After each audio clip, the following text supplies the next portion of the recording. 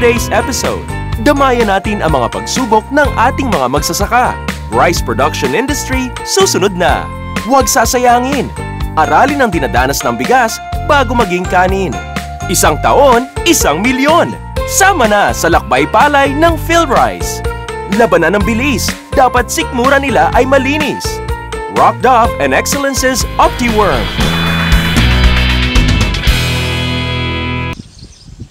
Rice production is one of the major agricultural industry in the country. Ano nga ba ang kalagayan ngayon ng industriya? According to studies done by PhilRice, in 2013, nakapag-produce ang Pilipinas ng 18 toneladang palay mula sa mahigit na 4.5 milyong hektarya ng lupa. Ito pong 2013, nahagi po natin ang pinakamataas na harvest ng palay sa buong Pilipinas ever since nang ang mga Pilipino matutong magtanim. 18.44 million metric tons po. Ito po yung pinakamataas na palay yield sa buong Pilipinas. Buhat po na tayo ay matutong magtanim ng palay. Kung tutuusin, mas malaki ang production rate natin sa ibang rice-producing countries tulad ng Thailand at Vietnam. Pero tumaas din ang populasyon ng Pilipinas at ang pagkonsumo natin ng bigas. Ang Thailand mas mababa kaysa sa atin kasi mas mababa yung kanilang produksyon kada ektarya. Sa kabilang banda, yung populasyon nila mas kakaunti kaysa sa atin.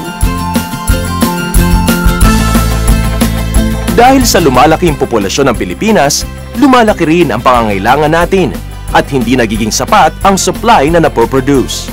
So kung hindi kasya, doon dumarating yung pangangailangan ng pamahalaan natin na kumuha o umangkat ng bigas galing sa ibang bansa. Ang importation ng bigas ay mas pinangangabahan pang tataas sa paparating na ASEAN Economic Integration. Sa ngayon po, dahil magandang presyo ng palay sa merkado, ay maraming mga magsasaka ang gustong-gustong magpalay, mag-produce ng palay. Pero may mga problemang kakaharapin tayo katulad sa susunod na taon, 2015, yung tinatawag na ASEAN Economic Integration, kung saan malaya nang makakapasok yung mga goods and services. Kapag nagkaroon ng oversupply ng bigas, maaaring bumaba ang presyo para makahikayat ng consumers.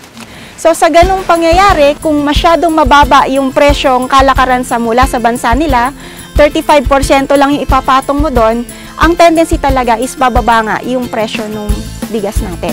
So actually, ang importasyon ay sagot para bumaba ang presyo ng bigas. Kaya lang, nagiging problema siya kung sa pagbaba ng presyo ng bigas, bababa din ang presyo ng palay, at ang income o yung kita ng ating mga magsasaka ay sobrang nang liliit at wala na silang ibang mapagkukuhanan ng ikabubuhay.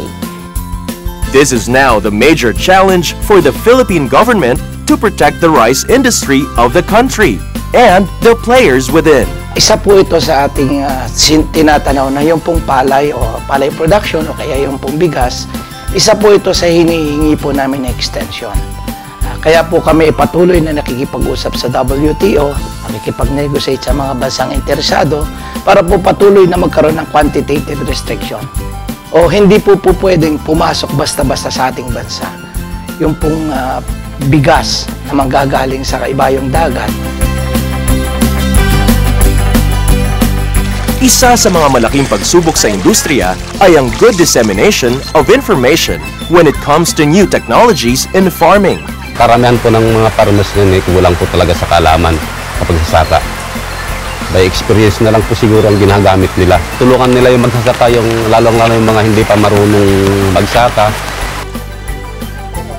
As of now, government support is mainly focused on encouraging farmers to seek additional means of income and to maximize new technologies available to them.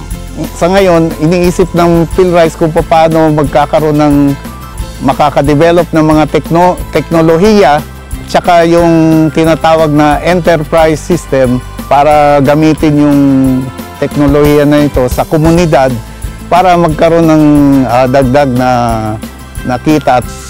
The programs of the government will not be successful kung hindi rin makikipagtulungan ang mga farmers. Ngayon, kung hindi lang magiging close-minded ang isang magsasaka, bubuksan nila yung kanilang isipan at susubukan nila yung mga makabagong pamamaraan, siguro mas magiging maganda yung kanilang produksyon. Mapapataas sila yung kanilang ani.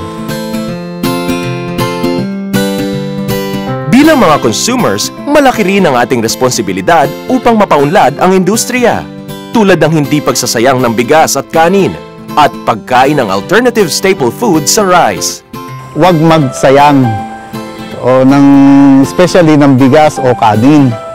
Yung nasasayang nating kanin ay umaabot ng 300,000 tonelada. Kumain ng iba pa ring mga staple foods. Sa atin naman pong mga kababayan na kumukonsumo ng bigas, masyado kayo nakangiti pagka unlimited rice. Pero minsan po, dapat po ay kakibat po nito, yung pong responsibilidad natin, na mag-consume po tayo ng tama. The rice industry is facing a lot of challenges at ang bawat isa sa atin ay may responsibilidad. Pero kung tulong-tulong, siguradong maganda ang sikat ng industriyang ito.